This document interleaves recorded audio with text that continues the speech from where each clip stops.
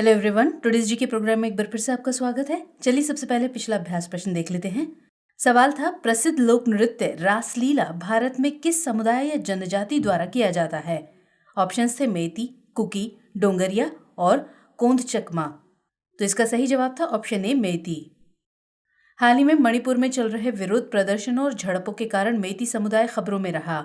आपको बता दें कि मेती मणिपुर राज्य में एक प्रमुख जातीय समूह है। ये मेती भाषा बोलते हैं। मेती भाषा को आधिकारिक तौर पर मणिपुरी भाषा कहते हैं। ये भारत की 22 आधिकारिक भाषाओं में से एक और मणिपुर राज्य की एकमात्र आधिकारिक भाषा है। आपको बताते चलें कि रासलीला, जिसे मणिपुरी नृत्य भी कहा जाता है, प्रमुख भारतीय शास्त्रीय नृत्य रूपों में से एक है।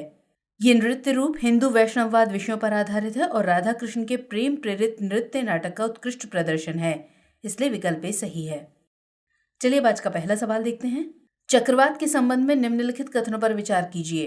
पहला कथन, ये निम्न वायुदाब क्षेत्रों के आसपास हवा का तेजी से बाहर की ओर होने वाला परिसंचरण है। और कथन 2, मकर रेखा और कर्क रेखा के बीच विकसित होने वाले चक्रवातों को उष्णकटिबंधीय चक्रवात कहते हैं। आपको बताना है कि इनमें से कौन सा या कौन से कथन सही है या सही हैं। केवल एक, केवल दो, एक और दो दोनों, या फिर न तो एक और न ही दो। तो सवाल का सही जवाब है ऑप्शन बी, केवल दो।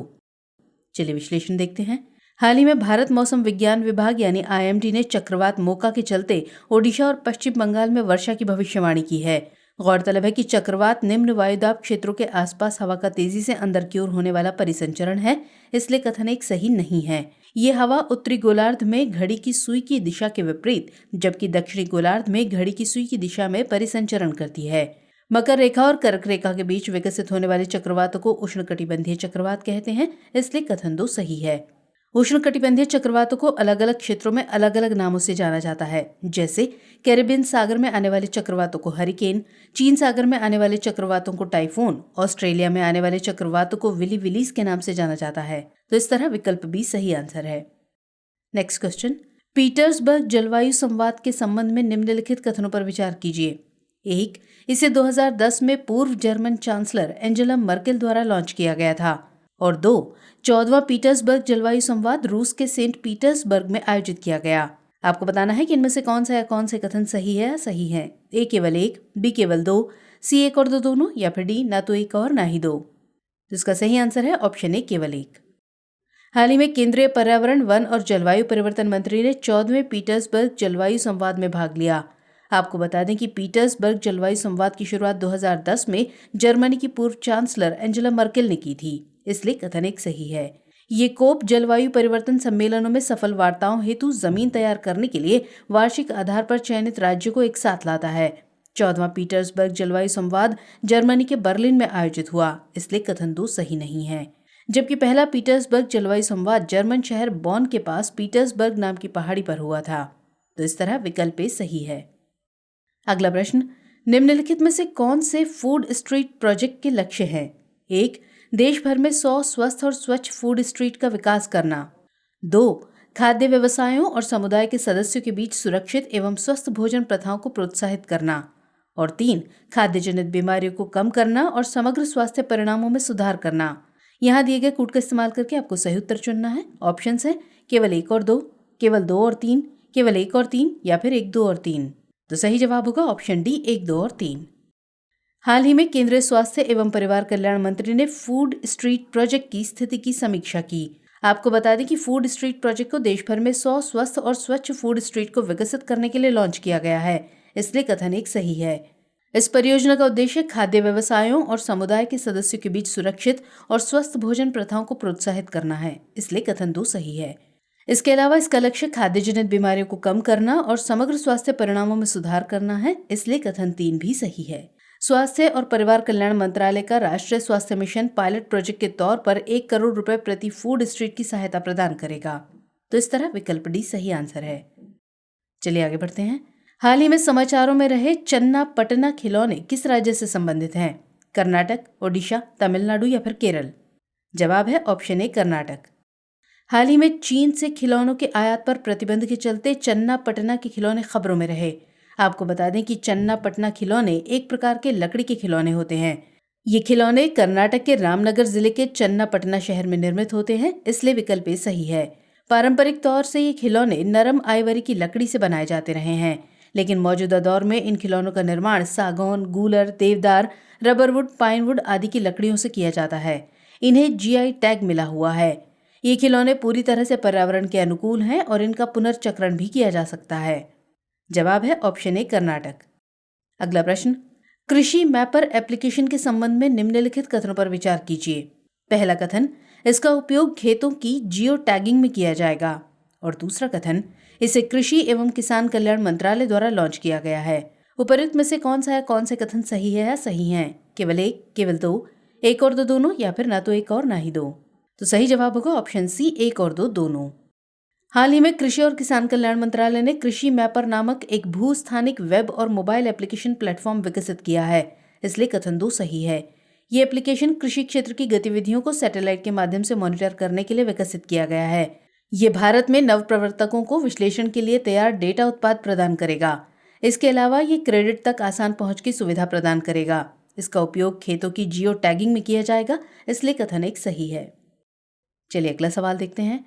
यौन उत्पीड़न रोकथाम अधिनियम 2013 के संबंध में कौन सा कथन सही है? ए, इसका उद्देश्य कार्यस्थल में लैंगिक समानता को बढ़ावा देना है। बी, ये भारत में सभी कार्यस्थलों पर लागू होता है। सी, ये मौखिक, गैर मौखिक और शारीरिक आचरण को शामिल करने के लिए मोटे तौर पर यौन उत्पीड़न को परिभाषित करता है। या फिर डी, उपर्युक्त सभी? तो सही आंसर है ऑप्शन डी, उपर्युक्त सभी। हाल ही में सामने आए एक रिपोर्ट के मुताबिक आधे से अधिक राष्ट्रीय खेल संघों में यौन उत्पीड़न रोकथाम यानी पॉश अधिनियम 2023 के तहत अनिवार्य यौन उत्पीड़न पैनल नहीं है। आपको बता दें कि यौन उत्पीड़न रोकथाम यानी पॉश अधिनियम 2013 भारत में सभी कार्यस्थलों पर लागू होता है। ये यौन उत्पीड़न को व्यापक रूप से परिभाषित करता है ताकि यौन प्रकृति के किसी भी अवांछित शारीरिक, मौखिक या गैर मौखिक आचरण को शामिल किया जा सके। ये यौन उत्पीड़न की शिकायतों को प्राप्त करने और उनका निवारण करने के लिए 10 या अधिक कर्मचारियों वाले कार्यस्थलों में आंतरिक शिकायत समितियों यानी आईसीसी की स्थापना का प्रावधान करता है। इस अधिनियम के प्रावधानों का पालन न करने पर दंड का भी प्रावधान किया गया है, इसलिए विकल्प डी सही उत्तर है। नेक्स्ट क्वेश्चन, विधान परिषद के संदर्भ में निम्नलिखित कथनों पर विचार कीजिए। 1, भारतीय संविधान का अनुच्छेद 169 विधान परिषद के निर्माण और उन्मूलन की बात करता है। और कथन 2, वर्तमान में केवल आंध्र प्रदेश, तेलंगाना, कर्नाटक, बिहार और उत्तर प्रदेश में विधान परिषद मौजूद हैं। उपर्युक्त में से कौन सा है, कौन से कथन सही है, सही हैं? ए, केवल एक, बी, केवल दो, सी, एक और दो दोनों, या फिर डी, ना तो एक और ना ही दो? इसका सही उत्तर होगा ऑप्शन ए, केवल एक। दरअसल हाल ही में भारत निर्वाचन आयोग ने उत्तर प्रदेश विधान परिषद की 2 रिक्त सीटों के लिए उपचुनाव की अधिसूचना जारी की है। आपको बता दें कि भारतीय संविधान केंद्र और राज्य दोनों स्तरों पर एक द्विसदनीय प्रणाली का प्रावधान करता है। इस प्रणाली के अंतर्गत राज्य की विधानसभा को 2 भागों में विभाजित किया जाता है, विधानसभा और विधान परिषद। विधान परिषद राज्य का ऊपरी सदन होता है, जबकि विधानसभा निचला सदन। इसके निर्माण और उन्मूलन की प्रक्रिया का उल्लेख भारतीय संविधान के अनुच्छेद 169 में किया गया है, इसलिए कथन 1 सही है। वर्तमान में हमारे देश के केवल 6 राज्यों में विधान परिषद हैं। ये राज्य हैं आंध्र प्रदेश, तेलंगाना, कर्नाटक, महाराष्ट्र, बिहार और उत्तर प्रदेश, इसलिए कथन 2 सही नहीं है। परिषद के सदस्यों का कार्यकाल 6 साल का होता है और सदन के 1/3 सदस्य हर 2 साल बाद सेवानिवृत्त हो जाते हैं। तो इस तरह विकल्प सही उत्तर है। चलिए आगे बढ़ते हैं। कभी कभी समाचारों में दिखने वाली कलादान परियोजना किससे संबंधित है? भारत और म्यांमार, भारत और नेपाल, भारत और भूटान, या फिर भारत और बांग्लादेश? जवाब है ऑप्शन ए, भारत और म्यांमार। हाल ही में कलादान परियोजना के तहत म्यांमार में सितवे बंदरगाह को चालू करने के लिए कोलकाता में श्यामा प्रसाद मुखर्जी बंदरगाह से एक उद्घाटन शिपमेंट को हरी झंडी दिखाई गई। कलादान परियोजना का पूरा नाम Kaladan multi modal transit transport project है। ये समुद्र के रास्ते भारत और म्यांमार को जोड़ने की एक महत्वाकांक्षी परियोजना है। ये म्यांमार में सितवे बंदरगाह को भारत म्यांमार सीमा से जोड़ती है, इसलिए विकल्प ए सही है। सितवे दक्षिण पश्चिमी म्यांमार में रखाइन राज्य की राजधानी है। ये कलादान नदी के मुहाने पर स्थित है, जो उत्तर पूर्वी भारत के मिजोरम में बहती है। नेक्स्ट क्वेश्चन, यूएन वैशाख दिवस कब मनाया जाता है? वैशाख पूर्णिमा को, वैशाख अमावस्या को, चैत्र पूर्णिमा को, या फिर मई महीने के पहले शुक्रवार को? तो जवाब है ऑप्शन ए, वैशाख पूर्णिमा को। हाल ही में अंतर्राष्ट्रीय बौद्ध परिसंघ यानी आईबीसी के साथ संस्कृति मंत्रालय ने वैशाख पूर्णिमा के शुभ दिन को श्रद्धा और पवित्रता के साथ मनाया। संयुक्त राष्ट्र महासभा ने अपने संकल्प के द्वारा अंतर्राष्ट्रीय स्तर पर वैशाख दिवस को मान्यता दी है। वैशाख की तारीख हर साल बदलती है क्योंकि वैशाख पूर्णिमा को मनाई जाती है, जो आमतौर पर मई या जून की शुरुआत में आती है। वैसाख के दिन 623 ईसा पूर्व में बुद्ध का जन्म हुआ था। वैसाख के दिन ही बुद्ध को ज्ञान की प्राप्ति हुई थी और इसी दिन ही बुद्ध की मृत्यु हुई थी, इसलिए विकल्प ए सही है। चलिए अब अभ्यास प्रश्न नोट कर लीजिए। रिवर सिटी अलायंस किस मंत्रालय या संस्था की पहल है? ऑप्शंस है ए पर्यावरण एवं वन मंत्रालय, बी पृथ्वी विज्ञान मंत्रालय, सी जल शक्ति मंत्रालय और आवासन एवं शहरी कार्य मंत्रालय, या फिर डी नीति आयोग। तो सवाल का जवाब कमेंट सेक्शन में जरूर दीजिएगा। मुलाकात होगी अगले एपिसोड में सवाल के जवाब के साथ। तब तक के लिए जय हिंद।